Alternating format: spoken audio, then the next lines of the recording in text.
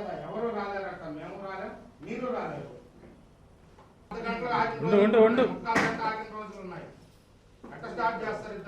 కూటమి ప్రభుత్వం అధికారంలోకి వచ్చినాక మంచి ప్రభుత్వం, మంచి పనులు చేసే ప్రభుత్వంగా పేరు తెచ్చుకుంటుంది. మరి ఈ మధ్యనే చూసాము, ఒక 4 రోజుల క్రితం కాకమ్మ కబుర్లు చెప్పే కాకాణి గోవర్ధన్ రెడ్డి గారు మాట్లాడుతూ ఉన్నారు. ముందుగా మీకు అందరికీ ఒక విషయం చెప్పాలి. నెల్లూరులో ఒక ఎమ్మెల్యేగా గెలిచి, ఒక 30 సంవత్సరాల చరిత్ర తిరగరాసి ఎమ్మెల్యేగా గెలిచి అత్యధిక మెజార్టీతో గెలిచిన పొంగూరు నారాయణ గారిని విమర్శించే స్థాయి ఈ వైసీపీ నాయకులకు లేదని నేను చెప్తున్నాను. ముఖ్యంగా ఆయన కష్టపడి చదువుకొని అంచెలంచెలుగా ఎదిగి ఆయన సొంత డబ్బులు ఖర్చు చేస్తూ ఎటువంటి మాట కూడా తోలకుండా ఆయన్ని ఇబ్బంది పెట్టినా, ఆయన కుటుంబాన్ని ఇబ్బంది పెట్టినా ప్రతిపక్షంలో మేము ఉన్నప్పుడు ఏ రోజు కూడా మీ గురించి ఒక్క మాట కూడా విమర్శ చేయలే. పొంగూరు నారాయణ గారి గురించి మీరు ఎంత ఎక్కువగా మాట్లాడారో చూస్తుంటే మాకు బాధ కలిగింది. నేను అడుగుతున్నా, గురిగింజకు దాని కింద నలుపు తెలియనట్టు కాకాణి గోవర్ధన్ రెడ్డి ఇదేమన్నా కోర్టులో కాగితాలు ఎత్తుకోబోయే ప్రభుత్వమా అని అడుగుతున్నా.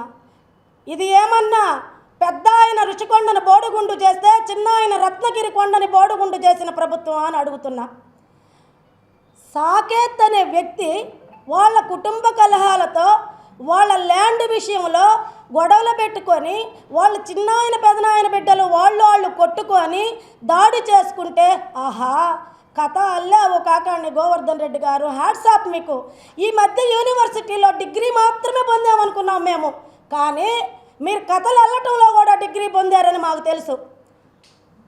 ఇది ఏమైనా మీరు వెనకుండి ప్రోత్సహించి వెంకటాచలంలో ఒక అతనితోటి సోమిరెడ్డి గారి మీద అనరాని మాటలని ఏ విధంగా ఇబ్బంది పెట్టారో మర్చిపోయారా అని అడుగుతున్నా. అలాంటి ప్రభుత్వం మాది కాదు. ఇంకేమైనా ల్యాండ్లో గ్రానేడు మట్టి దోచుకున్న ప్రభుత్వమా మాది అని అడుగుతున్నా.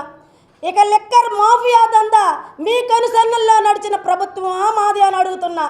ఇలా చెప్పుకుంటూ పోతే మీరు చేసిన నీచమైన పనులకు మా సోమిరెడ్డి సారే సాక్ష్యం. ఆయన్ని ఎన్ని రకాలుగా ఇబ్బందులు పెట్టాలో పెట్టారు. పొంగూరు నారాయణ గారిని మాట్లాడే అర్హత మీకు లేదని చెప్తున్నా. ఆయన మాకు మీరు అధికార పక్షంలో ఉండి మమ్మల్ని ఇబ్బందులు పెట్టి కొడితే కూడా న్యాయపరంగా పోదామని చెప్పిన వ్యక్తి.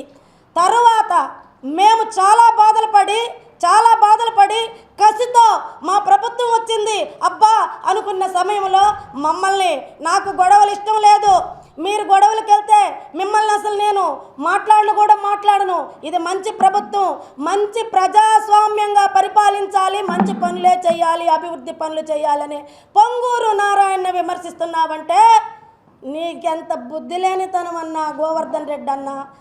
అప్పుడు మాట్లాడారు, విన్నాం, ఇప్పుడు కూడా మాట్లాడుతున్నారు.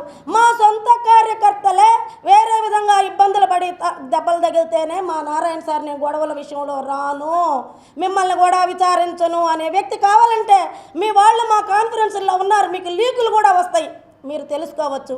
ఎవరు కొట్టుకోవద్దు, గొడవలొద్దు, కుటుంబాలు ఉన్నాయి, మీరు మంచితనంగా ఉండండి, మనం మంచి పనులు చేద్దాం, అభివృద్ధి ప్రదంలో నెల్లూరు నడిపిద్దాం అనే పొంగూరు నారాయణ గారిని మీరు మాట్లాడుతున్నారంటే మసిపుసి ఏంటి?